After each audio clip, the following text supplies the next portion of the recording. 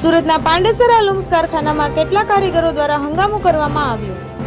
કાપડમાં ભાવ વધારવાની માંગને હંગામો મચાવવામાં આવ્યો.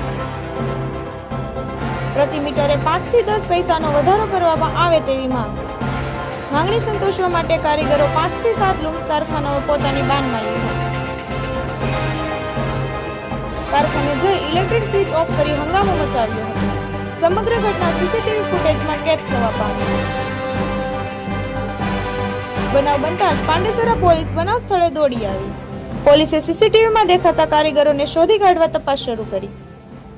બીજી બાજુ વિવર્સની રજૂઆત બાદ પોલીસ દ્વારા પેટ્રોલિંગ શરૂ કરાયું છે તથા કારખાના રાબેતા મુજબ શરૂ કરવાની આશા વ્યક્ત કરવામાં આવી રહી છે.